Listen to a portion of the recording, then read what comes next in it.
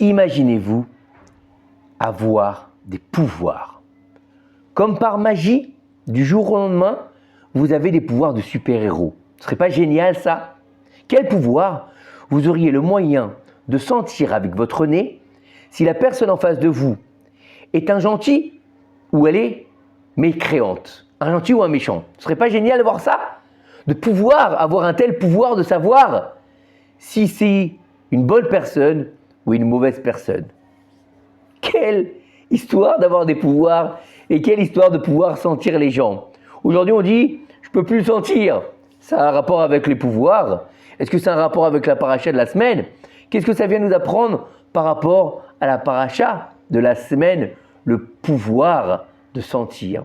Alors il faut savoir que nos sages nous disent que les tzadikim, ils ont le moyen de savoir s'ils ont en face d'eux un tzadik ou un rachat rien qu'en sentant son odeur. Comment est-ce qu'on sent son odeur et quel rapport avec la paracha? Dans la paracha de la semaine, on va nous parler des sacrifices. Les sacrifices, on nous dit que c'est Reach Nichoach Lachem. Ça donne une odeur agréable à Kadosh Baruch Hu. Il faut savoir que Dieu ne va pas utiliser les sacrifices comme repas. Dieu ne mange pas. Dieu ne va pas boire. Dieu n'a pas de main. Dieu n'a pas de pied. Dieu ne se régale pas de ces sacrifices qu'on va faire. On n'est pas en train de faire un banquet à Dieu comme dans certaines croyances païennes. Rien à voir avec nous, ça n'existe pas chez nous. Le Inyan, il est que Dieu va être en mesure d'accueillir notre sacrifice, de la bonne odeur du sacrifice, de notre repentir.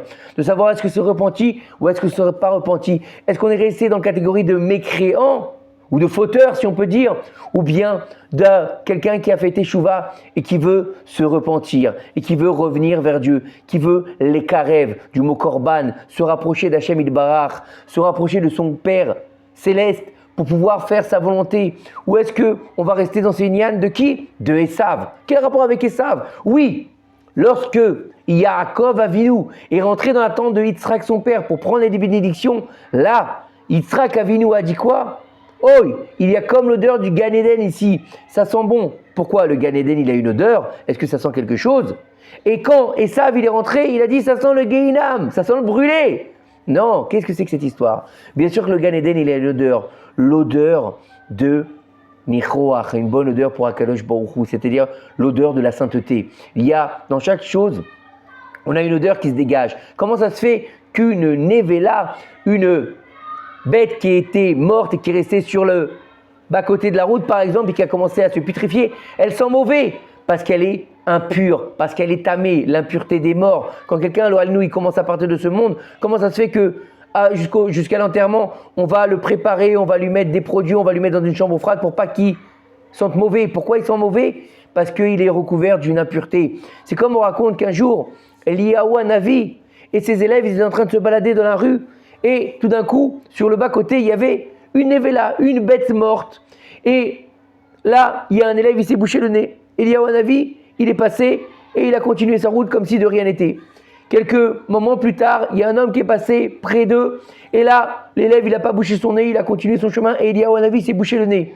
Alors l'élève, il a dit à Eliyahu Hanavi, je ne comprends pas, Kvod Harav, quand on est passé dans la nevela, vous n'êtes pas bouché le nez. Et quand on passe devant cet homme, vous bouchez le nez alors que lui, il est vivant.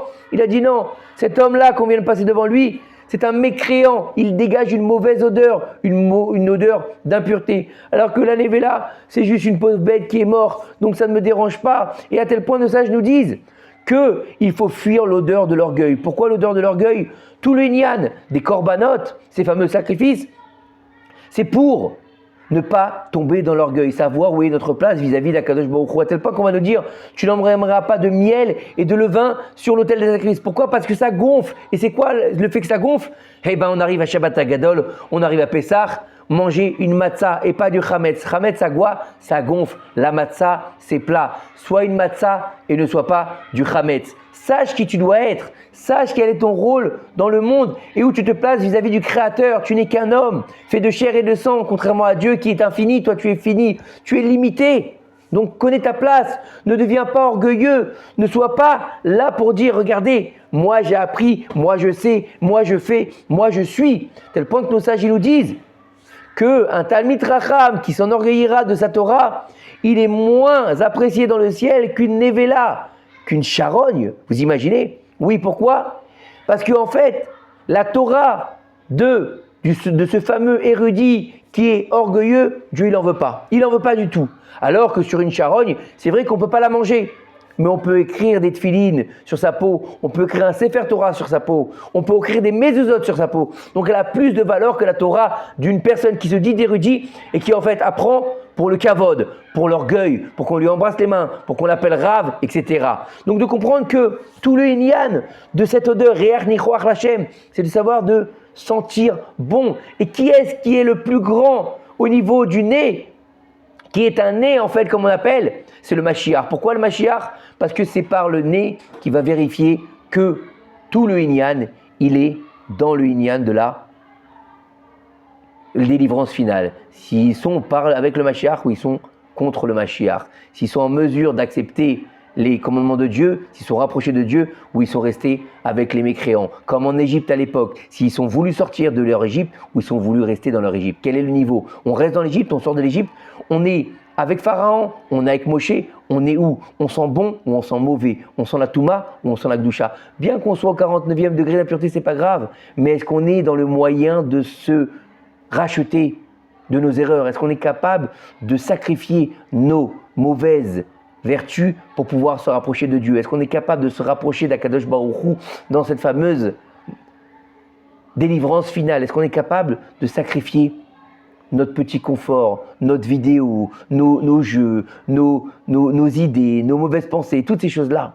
Tzav ordonne à Aaron, ordonne-leur jusqu'à la fin des temps de pouvoir amener un korban qui donnera une bonne odeur à Kadosh Baruch Hu, qui puisse sacrifier sur l'autel des sacrifices leurs mauvaises vertus pour pouvoir donner une bonne odeur à Kadosh Baruch Hu. Une fois qu'ils passeront devant le Mashiach il les sentira dire vous avez fait teshuva.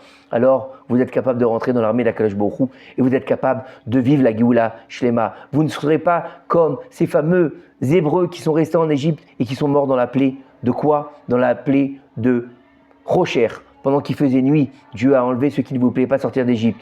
Il faut sortir de son Égypte. Il faut sortir de son impureté pour rentrer dans la pureté. Et même si ça prend du temps, même si c'est compliqué, Dieu ne te dit pas arrive au but tout de suite. Non, il te dit avant d'arriver au but, fais des étapes, doucement, doucement. Fais un pas vers moi, j'en ferai deux vers toi. Fais un effort, je t'en ferai deux. Toi, tu vas faire un effort vers moi, moi je vais te donner la main. Et bien, Ezrat Hashem Yitbarach, grâce à ça, grâce à cette bonne odeur, on pourra enfin respirer l'odeur du Gan Eder sur terre, très bientôt avec la venue du Mashiach, avec le dévoilement d'Akadosh Baruch Hu sur sa terre, et qu'enfin on reconstruise le troisième temple, Bimera Baminu, Amen Kene Ratzon, que ces quelques paroles de Torah, elles soient pour l'Eilu Nishmat, Maratimi Rivka Bat Rachmona, Bezrat Hashem, et l'Avdil pour toutes les forces de sécurité et tous nos soldats, qu'Akadosh Baruch Hu les protège, où qu'ils soient, dans ces moments difficiles. Il faut prier pour eux, il faut savoir être là pour eux et il faut faire notre travail. Eux, ils sont sur le front, nous, on est là pour étudier et prier et faire des télim pour leur salut, Bezrat Hashem. Et ensemble, on amènera la Géoula Shlema. Shabbat Shalom Mevorach, Shabbat Agadol